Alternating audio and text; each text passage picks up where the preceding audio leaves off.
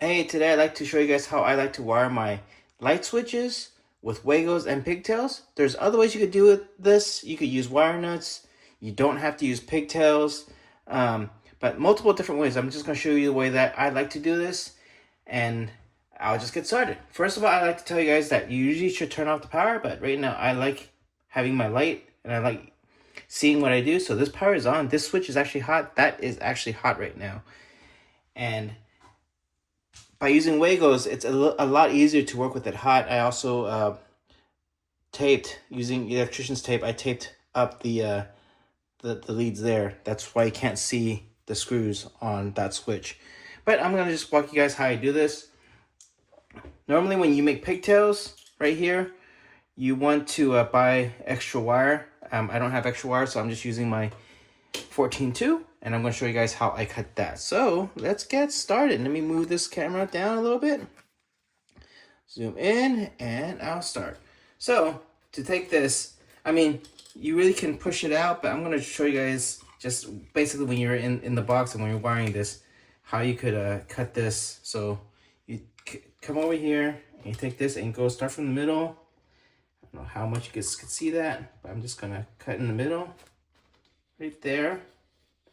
And the reason why this works, that you cut in the middle, is because the ground wire is in the middle, and it's okay if you score that a little bit because there's no insulation around it. But you're basically scoring that jacket comes off, and then the 3 wires comes off, the black and your ground. Now, again, normally you would just buy a roll of this to do that, but again, I'm not gonna buy too much of that because there's not that much I have to do, but normally an electrician wouldn't need to do that. So first of all, you strip. Again, the different lengths. Wagos are a lot shorter. This sides are a lot longer. So I would sometimes there's a guide back here about your strip gauge right there. Sometimes there's not, but I already kind of know this by feel. I'm gonna strip this to about right here would do. I'm using 14. Oh, wrong one. I'm using 14 gauge right now. So I need to get to 14. Clip and just strip that wire. All right, next thing I like to do is I always like to go around the screw. I don't usually like to put it in there. I think this is a more secure way to do it. But again, they give you multiple options. They all work, just preference. I usually just like using my needle nose pliers just because that's what I'm used to using. Bend it that way. Take this and come around the screw right there. You can see that I've already done one. I'm just doing my second one right now. So gonna plug this in. And what I usually like to do with switches is I like having my bottom wire as my power and my top wire go to my load. So, oh, that didn't actually fit in there quite nicely. Let me do that real quick. Usually want the wire to come straight out there, right there. So that's where I'm gonna hit this into. Kind of screw that back again. There we go. And that's tight. And I like seeing that because I like how that's tight right there. So anyways, got my 2 wires. Power's gonna come into here, and whatever I need power is gonna go into there. So now I have to strip these ready for the wagos. It's a little bit shorter. Wagos also have a little wire strip gauge on there. I don't know if you can, nope, you can't see that. Let me bring you up here. Wagos actually have a little strip on the edge right there to go. That's how much you need to strip by. Basically, it's about my fingernail length, which is about right there. Right there. So I'm just gonna strip these right now. And about right there. Oh, that's a little too short. I can see it. Yeah, about that much. Same thing for the other one. And again, working on the sleeve. Zoom back out a little bit.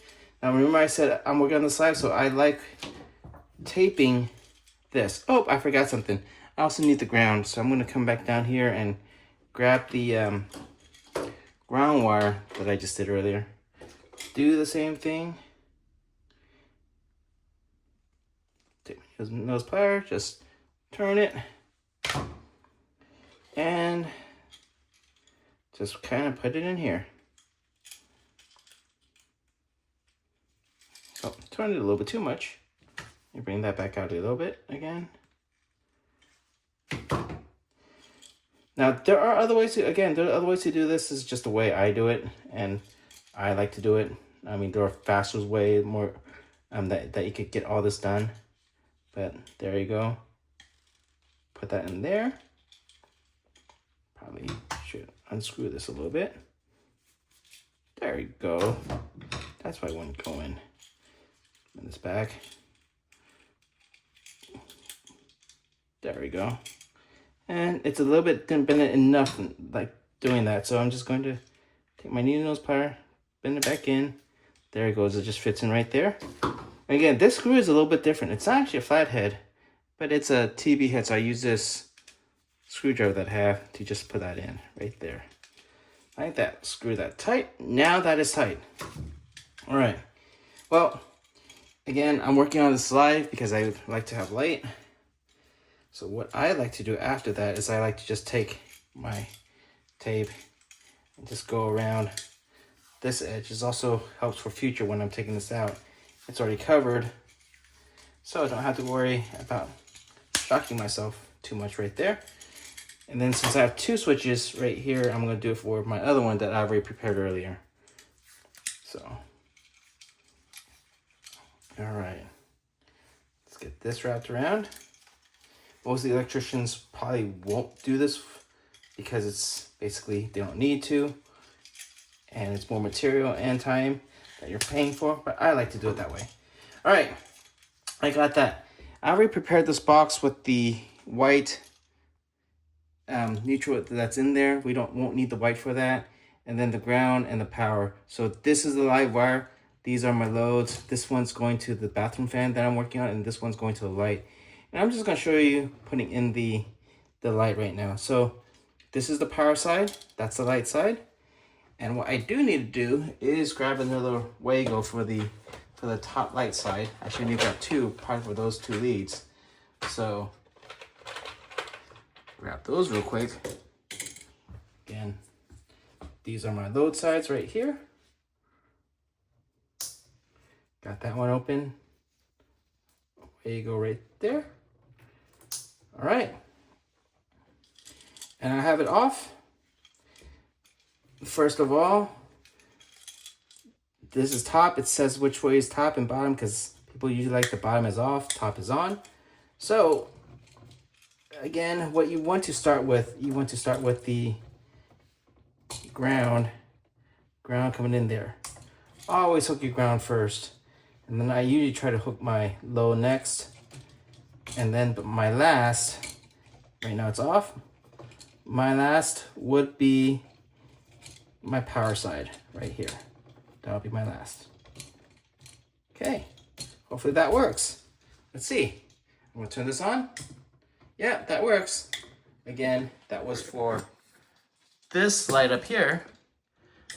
And I need to put that light in there, but that's for that one. So that works. Cool. Need to do one more. And the last one would be for my fan, which is what this is for. Again, always put in your ground wire first. Many times you want to do ground wire first. And then again, this is the top. So getting my load side, this is for the fan, getting that in there. And then getting my power into here. And again, the great thing about working with wagos is a lot of times you can just work with this live because everything's already kind of protected. Putting that in. There you go. Let's check my fan. See if I hear power. You might not be able to hear that, but yep, that fan works. So, got my light. That works great. So now I'm just going to neatly kind of tuck all this in, and then I'm going to get my wall plate and then put that in. So, all right, I will show you guys another thing in another video in the future. If you have any suggestions or you have any comments, let me know how you like to do this. This is just my way of doing it.